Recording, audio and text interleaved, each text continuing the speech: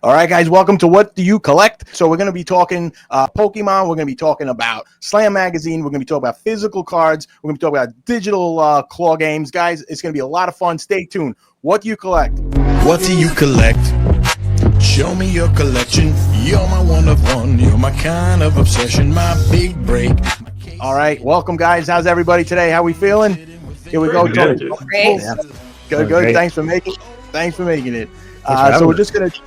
Thank you, guys. We're just going to jump around. We could start right out talking about Slam Magazine with Austin Kent here. I know you're a big collector. Want to know just a little bit about how things are going over at Slam. What are some of the new things coming out and coming up for the season? Yeah, it's definitely a fun time at the magazine. You know, the magazine, we just had our 30th anniversary, so it's like there's new things happening, but it's quite an established brand. You know, the print magazine, which is what it was known for the first 20 years, has sort of evolved in this new landscape.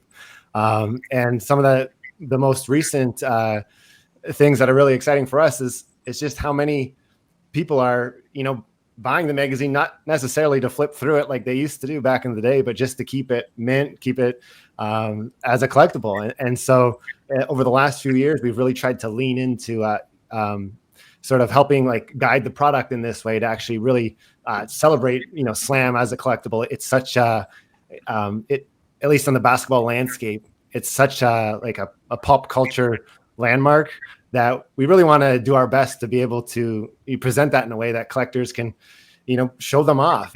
The whole purpose of the brand has sort of evolved and it's changing, and it's just a fun thing to be a part of.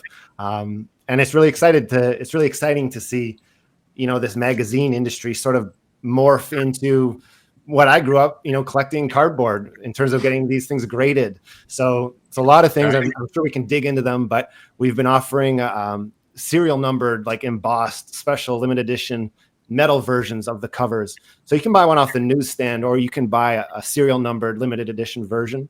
And we've just seen more collectors grading them, more collectors buying and selling them, you know, on secondary markets. And it's really fun to watch this like nascent market sort of take shape. So I'm excited to chat about it with all you guys.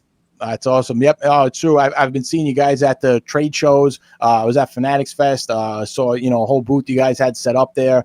It's just great to see, you know, how many types of collectibles that are out there and how big these industries are going. As we know with the Pokemon cards, Sean, you want to tell us a little bit about another collectible, which is just obviously off the charts in these last coming years? Yeah, of course. So particularly since the years of COVID, the amount of Pokemon cards that have been printed is just went absolutely through the roof. Obviously, during the pandemic, there was like a reduction in resources. Factories were shutting down. Cards weren't able to print, and simultaneously, there was a surge in demand. And even right now, we're approaching the 30th anniversary of Pokemon, which is just absolutely insane to think. And we're sort of in a state where here in the UK and the US, Pokemon cards, you just cannot get hold of them. The days of kind of walking into a newsagents, a corner store, a grocery store, something like that, and being able to pick up a pack, they're gone for the moment. And I don't see this slowing down certainly before 30th anniversary. The wheels in full motion, and, you know, kind of going off what you were saying there about, you know, as a kid having these cardboard items, it's just a whole different ballgame. Thinking back to when I first started collecting these cards, something like this, like a PSA slab, it wasn't a thing to my knowledge. It wasn't something that I was considering. I used to keep these things in an elastic band in my shorts pocket. And here we are all these years later, where some of these cards are worth more than houses. And people were all of a sudden thinking of these things as investments and assets, and the days of, you know, cardboard to a certain extent they're been and gone. You know, we're now looking at a completely different form of collectible, and it's exciting to be a part of it. It's cardboard, and people use paper to buy them, or plastic. So I mean, listen, it's all you know. It's just a great collectible, as we've seen over the years. Just really for that 30-year span, as you're saying, just how far it's come is just amazing. Bringing us to our next guest, Andrea of Bezy.io. Just want to talk a little bit about, for example, these Pokemon slabs. Is this something that's related to Bezy that you want to tell us about? Yeah, it is. You know, it's been so interesting watching the evolution of not only collectibles, but how collectibles are bought, sold, and traded. And, Bezy is at the forefront of that. So we are a platform that tokenizes the assets, put them on chain, but we really abstract the blockchain part out of it so that anyone can come on our marketplace or interact with the platform. We've seen devastating losses happen in the world of collectibles, whether we're talking about fires, floods, different natural disasters. And there's a real conversation around, self-security and self-storage. And I think when you do have that large of a collection, it's something that really needs to be top of mind, whether we're talking about insured value or where you're storing these assets. That's part of our conversation with Bezy. Whether we're talking about Pokemon cards that are slabs, sealed product. We tokenized Labubus recently. We have, Grail sneakers. We're really a multi-category marketplace that caters to collectors in general. But, just the conversation around the evolution of how a collectible goes from consumer A to consumer B is continually evolving and ongoing and really, really fun. That's true. That's awesome. We're going to come back to talk more of Bezy and just some of the fun stuff you guys have going on there. And Mark, from MyCardPost, you want to tell us a little bit about the amazing marketplace website you have, for collectors, by collectors, and exactly what's on there. As we're talking here with so many collectibles, I do know from your site there are just a ton on there. So thank you for joining the show, and just want to enlighten us a little bit.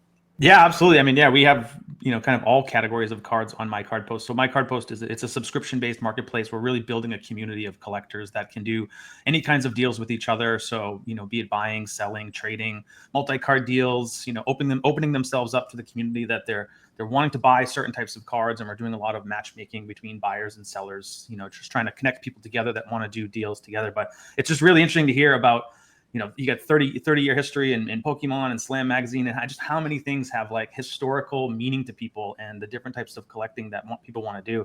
I mean, I even did like a limited edition hoodie that had serial numbers on it recently, and I'm like, well, I'm going to preserve one as just a collectible, right? I mean, there's just so much in this space, and happy to be here, but it's exciting to see the different categories like kind of ebb and flow, and what has typically been very high in sports cards collectible. We're seeing all of these different categories of explosion, whether it be Pokemon or V-Friends or just magazines. So it's pretty exciting times. And as far as on MyCardPost, there is a wide variety. I mean, pretty much what kind of collectibles are listed there right now that anyone could go on and take a look and maybe it could come across? Yeah, anything. I mean, any sort of category of trading cards. So we focus on trading cards, right?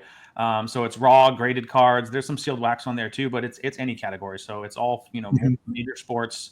Like I said, Pokemon, V-Friends, Magic the Gathering, Disney, wrestling. You name it. If there's a collector for the category, they're on MyCardPost right now, and we're only a little over 2.5 years since we've launched this thing. So we're still in the early days on our side here. Okay. And is everything on the site graded, or is it? Are there again, it's just like it's subscription based. So if you're a collector and you want to make deals with like-minded collectors, you can subscribe and list your cards. So whether they're graded cards or raw cards, any grading company, it doesn't matter. So all different. Gotcha. And it's easy to contact other buyers on there, traders and sellers. Is it like basically just makes that an easier step just to get in contact? Because sometimes that's collecting physical. That's the hardest part. You could be completing a set and you have a limited amount of resources. You check your card shops, you check some shows, but if you can't find something, it's hard. You search in the internet, and is that something that it's easy to contact other collectors on MyCardPost and just kind of get them able to see what they have in their collection? Yeah, exactly. So we're doing a lot of things around that. I mean, first and foremost, you can list your inventory that you have available for sale or trade, and you can think of your, individual page on MyCardPost as your home base, so it's like, hey, here's all the cards I have to move. It's a single URL that's dedicated to you. You can share that amongst any different social media channel or whatever it may be. And someone's saying like, hey, what do you have available? Like maybe you see a card on Facebook that you want to take down, and someone's like, well, I'd be open to trading, but what do you have? You could just send them your MyCardPost link, and there's all your available inventory that someone can go look and browse and be like, well, I would make a deal for those 5 cards or whatever it may be. But we're also doing stuff around the personal collections. We're building a whole new space around giving people a place to upload their personal collection. These aren't cards that are for sale or for trade. It's just a way for you to kind of have and organize your own personal collection online that you can keep private if you'd like for yourself, but also to be able to share publicly and to be able to browse other people's collections and engage in conversations around the cards. And hear the story behind the cards, whether it be some sort of special moment with their kids or, you know, some amazing grail card that was pulled out of a blaster pack at Walmart. You know, I mean, there's all these different stories out there. So giving people a place and a forum to tell those stories is going to be some pretty exciting, you know, evolutions on the platform for us. For sure. I love that as far as that's what brought me here at the moment. You know, it's telling stories of collecting, why people collect certain things, some of the fun rips you've had, or you know, discoveries in your you know, in your life of collecting and your experiences. So that's great. You know, it's great to share these stories and just kind of see, you know, what means something to one collector and maybe it doesn't mean anything to the next. You know, it's just you know, this is a great episode here where we're just combining so many different forms of collecting, which just to see it expand is great. You know, over the last couple of years, like we were saying, since COVID, there's just been, I guess, a reconnecting to these kind of collectibles that are out there. Austin, some collectibles with Slam Magazine, you know, you have a personal favorite or something that of yours, you know, with the limited mints that are out there that you collect and that you're excited about, you know, maybe something coming out that people should be looking out for?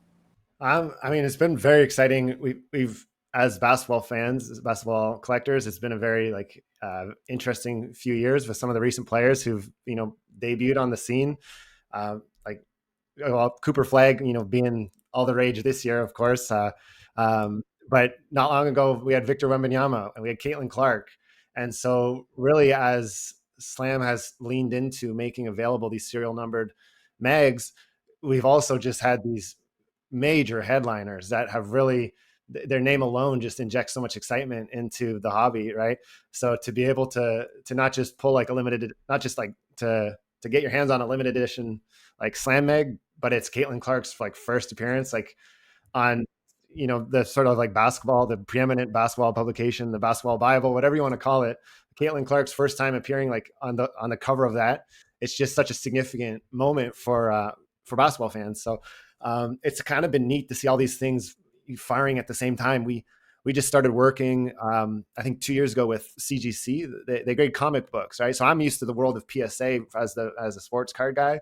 But I guess just by the nature of it being like the magazine, it was the sort of comic book industry that started grading these slams. So it's like a whole different grading scale. I'm getting used to 9.8s and 9.6s and 9.4s. It's like different for me.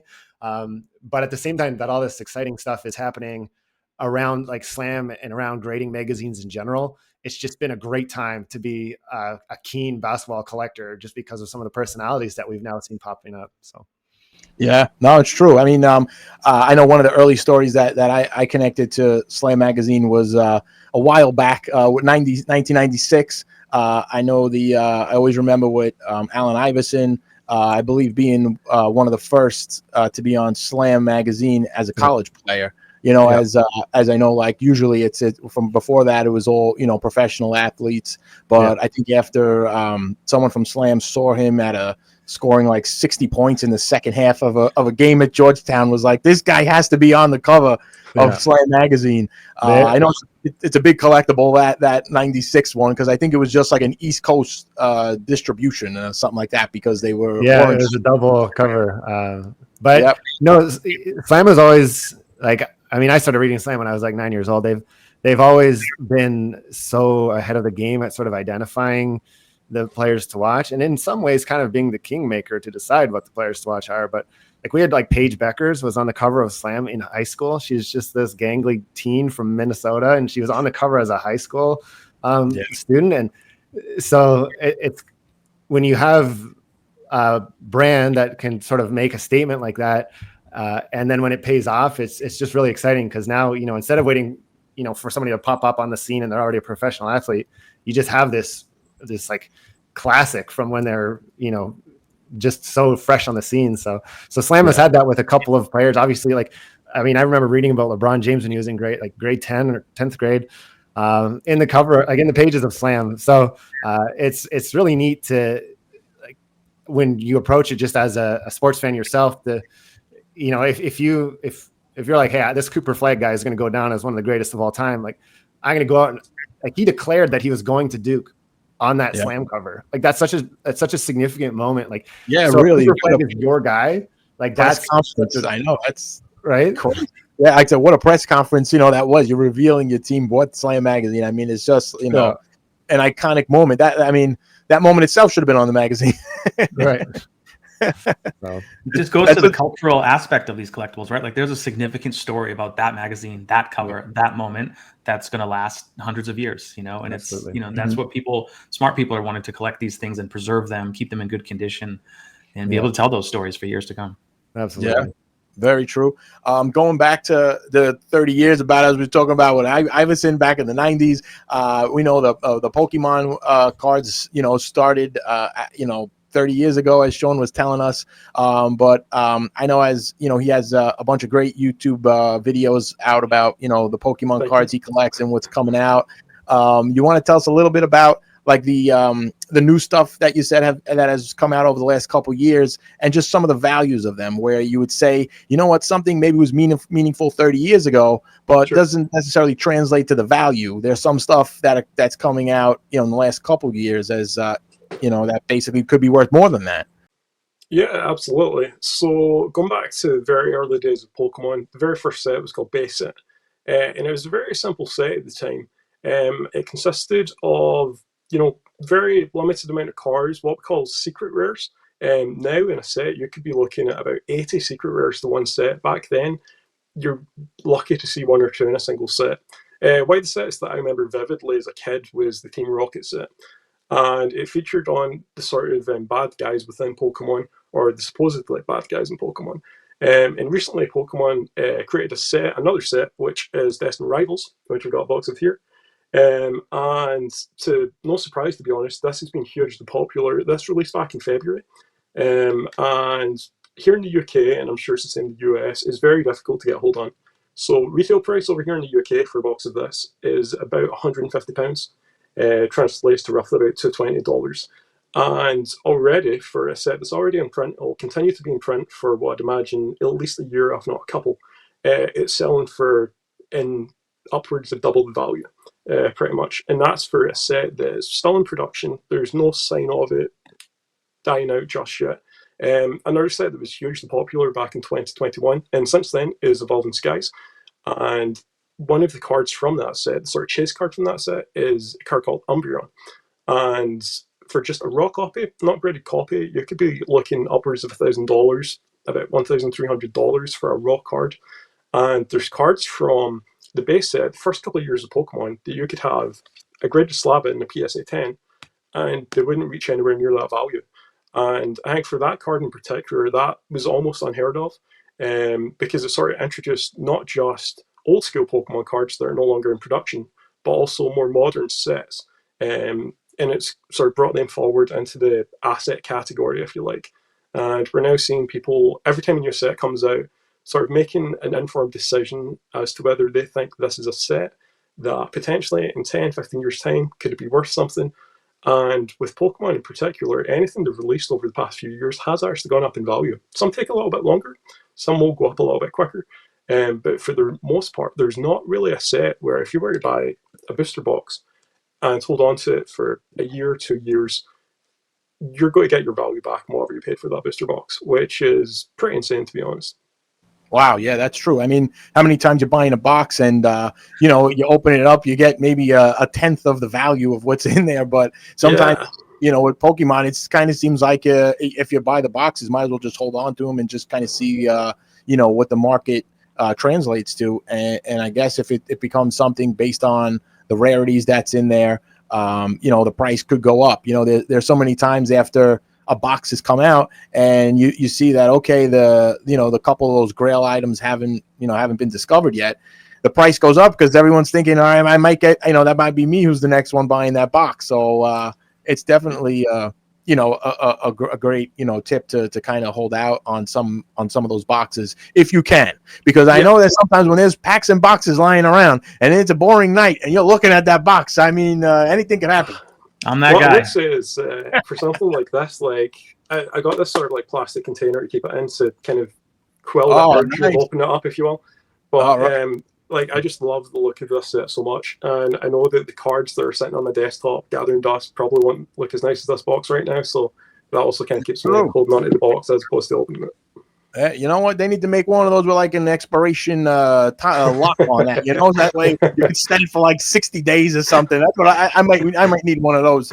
But that's really cool. That's a great tip on that. And speaking of the graded Pokemon, Andrea, if you want to tell us a little bit about some of the big items that have been coming out of Bezy, and for somebody who was maybe looking, for maybe not looking to buy a box, what can they do on Bezy, as far as Pokemon goes, and some of the cards that graded cards you have? Well, it's a good lead into the conversation because I feel like, when you have that box in front of you, it's the dopamine chase, right? It's like you're so desperate to not open it, but you so badly want to because it's that moment of what if, right? Like, what if I get the hit? And that's kind of the activation that we built with our claw machine.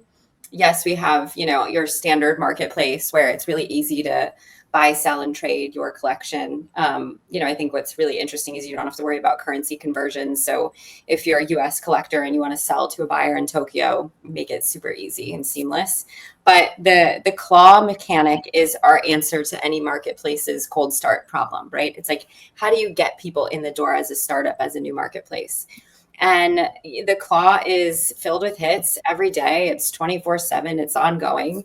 It's all dynamic, so you can go in at any time and see what the chase items are in there. What the what the expected value is. I think the other day we were running like an EV of 57 on a $50 claw. So we like to change that up here and there and let the community have fun with it. But recently we've had like Bubble Muse in there. We've had Pikas, we've had everything. Yeah, you can go on and see the activity and what people are pulling, but it's just, I have so much fun when I'm kind of a fly on the wall in the team sourcing conversations and seeing, oh, this just went up like crazy in the last 30 days. We got it 45 days ago. We got a good price. Here's the margin. My business mind is happy. Right. But it's just, it's fun to find the grails that we know people are going to want and load the claw up with that. And we get a ton of feedback from our community. I think that's one of the things that separates Bezy from, now GameStop and PSA's Power Packs or some of the bigger companies, is that it's a really tight-knit community. They've been building with us since day one. So they really have been able to give us great insight and product feedback. And a lot of the things you see on our platform are a direct correlation of conversations we've had with our community. No, true. I love it's so much fun. I mean, the claw game just brings it back to, arcade style of, obviously randomizing what, your rip is going to be. You're basically pulling out, an arcade ball, out pops, your graded card. It's just a great process. And just really say, like, as a product, you guys did a great job with that. Like, it just brings, a lot of, creative and hard work you could see that goes into the experience.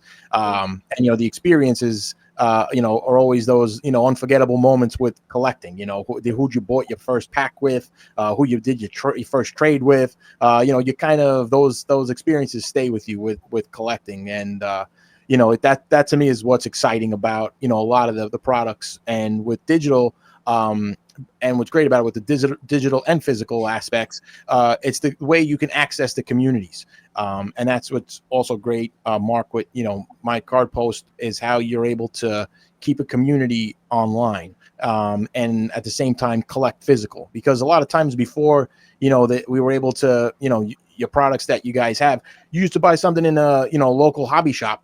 Your community was the three kids sitting in there, or, ripping packs, and the guy behind the counter. Like that was it. It was hard to, like, you were one of them. I know, that's it. I think we all might have been one of them, but yeah. I think it's, it's something that, the community really, with the advancement of just the internet, and as far as what your products that you have, is just great. What could you say about the community that's on MyCardPost, and just kind of what they've been developing, and kind of saying, like, are the hot items, and basically how are they driving the product? Yeah, I mean, I love Andrea's point about, you're building a community, you're growing a community. They're in it with you. You're building in public, you're sourcing their feedback, and like they want to be a part of it and they feel like they're a part of this. What I aspired to build was basically, somewhat of a replication of the local card show experience, right? Where, you go, you meet people, you browse their tables, you get creative in the types of deals that you want to do. You're conversing with them about cards, you're finding like-minded people, you're making friends, and then you're building relationships that extend beyond just the cards. And, so that's really what I aspired to build, was to try to, as closely as possible, right? I'm not, that in-person thing is, you can't 100% replicate it, but to be able to bring that experience as much as possible online was what we tried to do here. And that, just comes with the subscription model and the ability to unlock the ability for people to openly communicate with each other without any sort of restrictions, or, we all know the, things that you're not supposed to be doing on some of the other marketplaces and stuff, around sharing, contact information, things of that nature. So yeah, I mean, I've done a lot of the same stuff where, we're continuously getting feedback and building features that our community is asking for. And it is interesting to see the different types of cards that ebb and flow. I mean, in the sports card world, it can be very dependent on the player's performance that week or that night, or an injury that sends their prices plummeting. I mean, it can get a little bit crazy with a player's real-time performance when you're dealing with the modern cards of current players. It's a little bit different when you're talking about like Hall of Famers whose careers have been written and things of that nature. And again, with Pokemon and some of this other stuff, I mean, they're the baseline is probably a little bit more consistent with the types of pricing variations that you see. So I mean, for us, it can be a lot of peaks and valleys with what sport is in season, what player is hot that week, and you'll see a lot of cards move during those moments. And what have you seen kind of being the hot items with the collectibles this year, as far as, did any trades make anybody soar? Did, things like what stood out this year so far? Yeah, the big card, I mean, it's case hits. I think we're all hearing about the downtowns, the uptowns, the kabooms, and, all these different kinds of case hits for these iconic players. These are the cards that are getting big money. That people are trying to buy, to not only for their own personal collections, but to include as chase hits in some of these repacks as well. So, those are a lot of the hot items that we see that have no problem moving in the marketplace, right? They almost can't keep them on the shelf. So, you see a lot of, people paying premiums for those types of cards. Probably won't see as many trades for them, mainly because they're very liquid, right? So trading can often come into play when, maybe it's just kind of collector trying to find some sort of deal that works. I have some cards that I'm really not that passionate about, but you are, and you have some cards that you're not that passionate about, but I am. And, so we try to find, some sort of arrangement, either it be just cards for cards, or cards and maybe adding cash on either side to try to close the deal. So, I mean, it's fun. Every day is different in the hobby for everybody. And, it's just a lot of fun to watch. That's awesome. Yeah, no, it's true. It's just it's great to see too, as the industry's just been growing, and just you see some of these turnouts and some of these sales. I mean, as far as you could, any average person, basically, even if they're not tuned into collectibles, you hear stories from the National, from Fanatics Fest, these large trade shows happening, throughout the United States. Sean, you want to tell us maybe a little bit about some of the shows and internationally, just some of the events that go on there? What's the kind of reception that you've been seeing over the last couple of years internationally with collectibles? Yeah, so just as like a quick example, I went to a little card show in Edinburgh. It's roughly about this time of year. This was 2 years ago. And the room we had for that card show was maybe no more than like 200 or 300 people. This year they moved venue to it's more sort of like a gig venue, so like a music concert venue, like a hall in there in Glasgow. And they managed to get a couple thousand people. And next year they've already booked the venue for a stadium. And they're now moving to a conference room, or several conference rooms in a stadium here in Scotland. And that's only over the space of a couple of years. That's one particular show. We've seen numerous other shows announced since. I think it's been proven there's a demand there. And Scotland is, a very small country with only 5 million people. And even up here, we have a bunch of collectors that will move all around the UK. They'll go to shows abroad. They'll go to shows in Europe. They'll come over to the States for shows. Myself and a few friends, we're going down to Cardiff in Wales at the end of September for a different card game from Pokemon. It's called Lorcana, which is a Disney card game. It's their own take on trading cards. And it's just absolutely insane. We went down to Birmingham last year, which is in the middle of England, for an event down there as well. And the amount of these events, not only sort of competitive events, but trade shows, hobby shows, and kind of coming back to what we've been talking about here, in terms of the reliability of trades. When you sell something, how do you know that your item is going to get safely to the location that you're sending it to? all these shows allow enthusiasts to interact with each other. They allow them to do these transactions in person, so they know fine well that when they hand over their PSA 10 Charizard that's worth however much, they know that it's there, they know that it's safe, that transaction's in person. They can be, rest assured that it's not going to get lost in the mail, it's not going to go missing. What happens if it turns up at the buyer, but they're claiming that it didn't arrive or something else was sent? There's so many different variables that, and I've experienced it myself whenever I've sold a card. And for the most part, 9 times out of 10, everything will go smoothly. But being at one of these shows, it allows you to just operate on a totally different level. You can go in with a totally different state of mind, and it's just a lot more comfortable for people like myself when it does come time to maybe you want to collect a different thing, and there's a few things that you'd be quite happy to part from your collection in order to achieve that goal. And those are the places now where you'll do that, in my opinion. It's true. Yep. I know it's as far as, purchasing in person, it's just easy to kind of see exactly what it is. But some things also, you still, sometimes you worry about the authenticity of it, but buying a graded card, I think it just kind of takes away a lot of those fears and some of those doubts. Internationally, what would you say as far as at these shows? I know, are they just strictly Pokemon, or are they also sports as well? And who are the biggest sports people that are being collected over there? Is Wemby in the NBA a big one? As far as being from Europe, just kind of who do you see it kind of lighting up the shows? So the great thing about the shows that have been so recently is it's now, Pokemon was definitely, at least over here in the UK, it was a big one. They started off as, not Pokemon specific shows, but a large part of the market there was Pokemon related. We're now seeing a lot of tops. There's a lot of tops over here. Tops tend to have like their own stall and things. We're seeing a lot of stickers as well. So soccer stickers, basketball stickers are now a thing. American football stickers are now a thing, and football cards and football slabs and everything.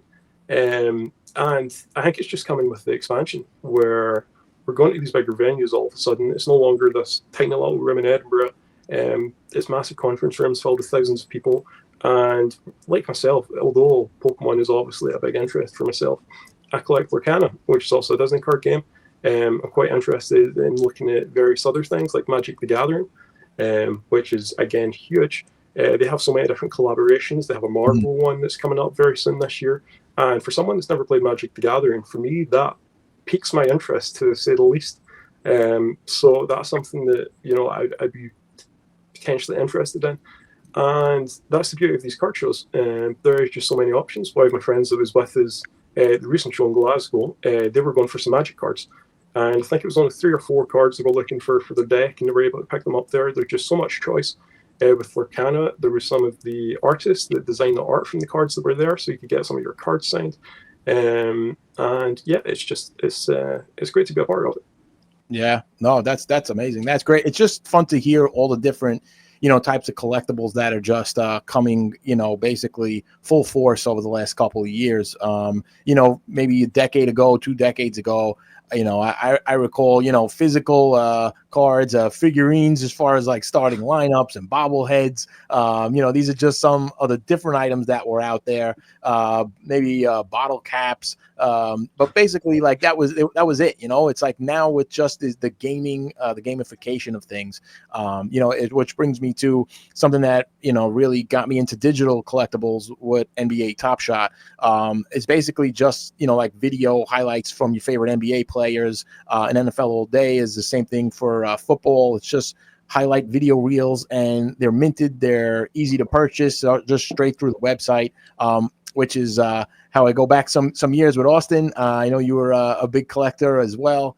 And as far as just being, at the forefront for a lot of the NBA Top Shot stuff over the years, you want to just tell us a little bit about those digital collectibles, and is that something that you're still into, and you just, your appreciation for those communities, and what experience you have with that? Yeah, I mean, it was fascinating just to be a part of those early days. I think you mentioned like that 2020, 2021, I guess across the board in collectibles, but especially in the digital collectible space, which, for the most part didn't exist essentially before then.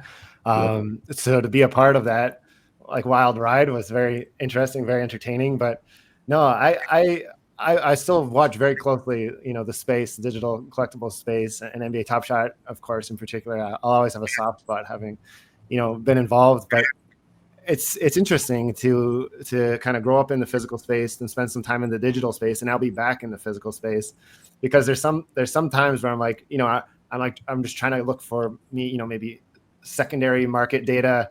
And I kind of feel like I was spoiled. I'm like, I used to be able to just check this on the blockchain and it was done in like 5 seconds. But now I gotta, put all these, like, I'm on eBay, I'm on 130 point, I'm all over the place trying to track this down, and like I think it was mentioned, even just you don't have to worry about the security part necessarily if what you're getting is what they say you're going to get, just because it's just authentic and verified through the blockchain. Those, to me, it's just it's so compelling. The value prop of digital collectibles, like the problems that those solve. So I'm just excited to see what the future has in store for digital. And it's funny now that I'm like back in the physical world. I didn't realize like how much like there was stuff like that I was missing when I was just dealing with digital. So I think maybe the happy situation, I guess, for everything but my wallet is to be in both. Be in both. It's true. There's like I can put like a graded like Slam magazine just on my wall, and it's like equal parts like art, and it's also like a collectible. Like I've got this like old like Kobe Bryant cover, like graded. So it's kind of like like it's an investment in a collectible, but it's also art that I can just stick on the wall of my office and it looks cool. So to sort of get that from the physical world, but then, we talked about like the dopamine to be able to move fast. I just watched somebody get their career high. I want to go buy something and have it instantly. And like to be able to do that digitally is so compelling, because maybe I want to buy it and sell it in a couple hours. Like we're all degenerates, right? And being exposed into the digital world, I think, makes that sort of activity like easier, which I think is a really compelling part of it. So it's fun to be in both worlds and sort of have that context personally for me.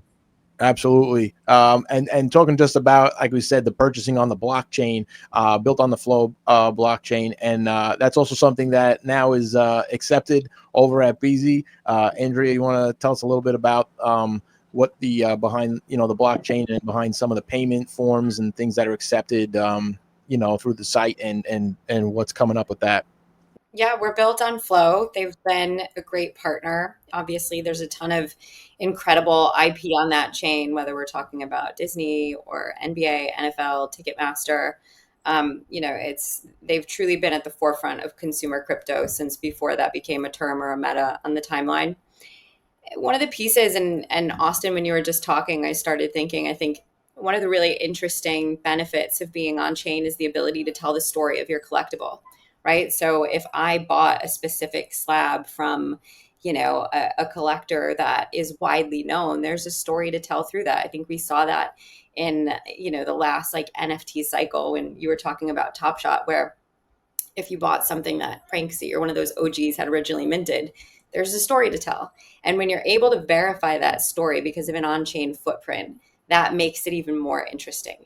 And I believe wholeheartedly that we're going to see a lot more physical collectibles on chain in the way that Bezy is doing it. I think Flow as a partner also believes that. I talked with the Top Shot team about that as well. I think there's just going to continue to be a blend, and it will become more and more seamless for collectibles, whether we're talking about digital, physical, or a combination of the two. With Bezy for the last 6 months, we've really had Web3 as our playground. And so you weren't able to access our platform if you weren't crypto native. We were able to get great product feedback. It's sort of our Web3 native team. So it's the space that we were really comfortable in. 2 weeks ago, we just turned on Web2 payments, which is really exciting because now we can tap into a much broader market. So you can come on the site now and sign up with your email, pay with your credit card, Apple Pay, Google Pay.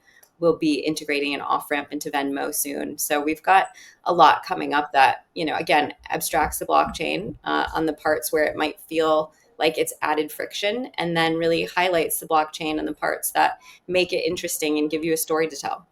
That's true. That's a great. I mean, it's just so accessible, and with the blockchain, it's just great that something I've always been interested in is seeing the transaction history.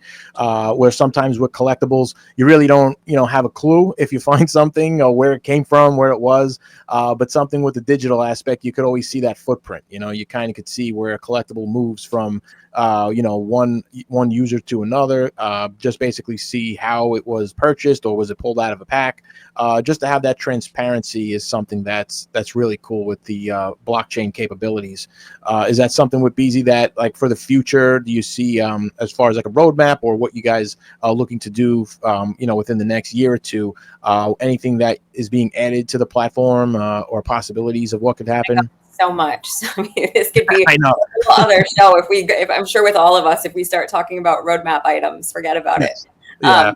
For us, it's really bringing more people on chain without force feeding it to them and introducing some of the benefits. It's been really amazing to watch Web3 collectors kind of tap back into their Pokemon roots, and become collectors again in that way. And, we have people that start out with the claw and then they're hunting on the marketplace. And then a couple weeks later, they're redeeming the physicals from our vault and posting it on their socials. Like, thanks, Bezy, for the package. That makes me so happy. I think that that's sort of the perfect world. For me, obviously, I'm a female CEO, I'm a woman. And so one of the things that I'm really excited about is when you really look at the data around blind boxes and claw machines and gotchas, the primary driver and buyer of these activations in real life is women, right? When you're looking at the content on TikTok around unboxing, whether it's Labubus or Crybabies or something else, it's females. So what I'm excited is to create these sort of like female leaning activations that target that real collector and buyer and consumer in the real world and kind of introduce them to the mechanic on chain as well. I think that'll be a ton of fun.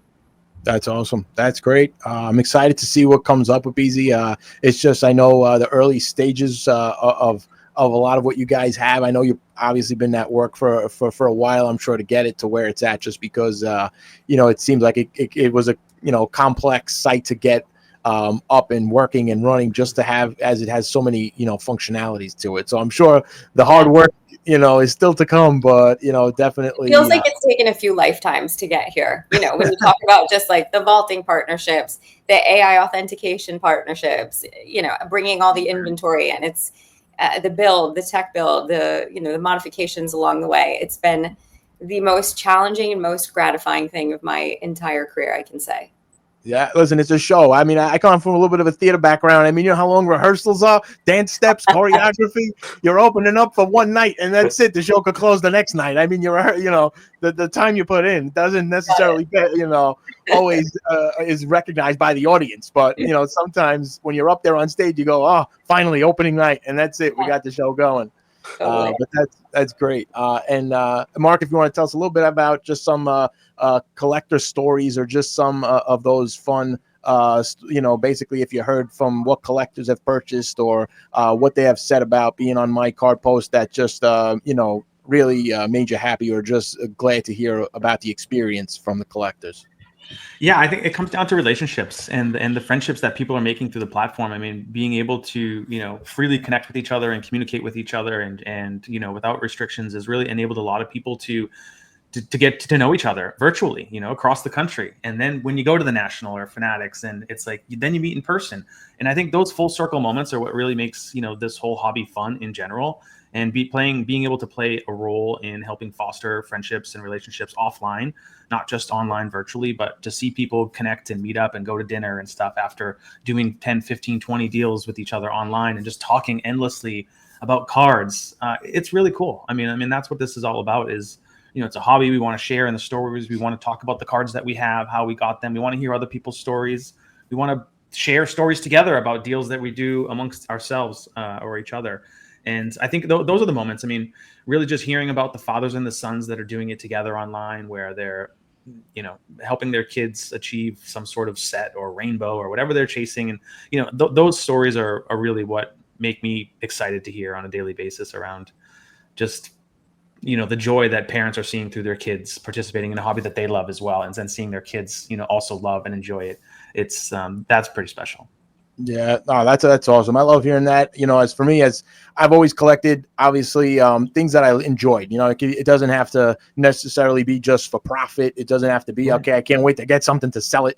But I think that's what a lot of the five of us here on the podcast can relate to. It's that there's an attachment. Or there's more of a story or an experience to why you collect these things. It's not just flipping and making a profit out of it, but these stories and just the communities that come together through this, is what brought us all here today. So I just appreciate everybody here today. Thank you so much for coming on. Really, just able to spread the word on all these different collectibles out there. We're going to be posting this, and hope everybody follows the great communities here. Check it all out. Guys, I wouldn't bring anybody on here if it was something that I don't stand behind, because I think it's just really cool stuff that everyone here is talking about. The content that they put out with Sean, Austin, great, great stuff as always with collecting, and Slam, just an exciting future. Bezy, definitely one of the newest on the platform to bring something different, and I just excited to see where this goes. And Mark with MyCardPost, just love the community factor and how you have the collectors on there just collecting and making it happen for themselves. It's just real great being the wrangler over there and getting everybody together and keeping that community strong. So thank you all, guys. I appreciate it for coming on What Do You Collect. Thank you so much. We'll be in touch soon. Thank you, guys. Thanks for watching. Thank you. Thank you. Have a good one. What do you collect? Show me your collection. You're my one of one. You're my kind of obsession. My big break, my case hit. Open up and show me what's hidden within. What do you collect?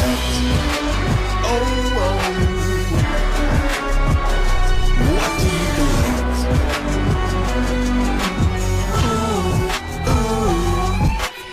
Flipping through your comics, hand-drawn heroes in hand, Pokemon, magic, V-friends from across the land, graded gem slabs, she's my number 10. Tell me all your stories, I'll start you up again. Secrets in your binder, treasures in your room, every little sticker, every little cartoon. What do you collect? Show me your collection. You're my one of one, you're my kind of obsession. My big break, my case hit. Open up and show me what's hidden within. What do you collect?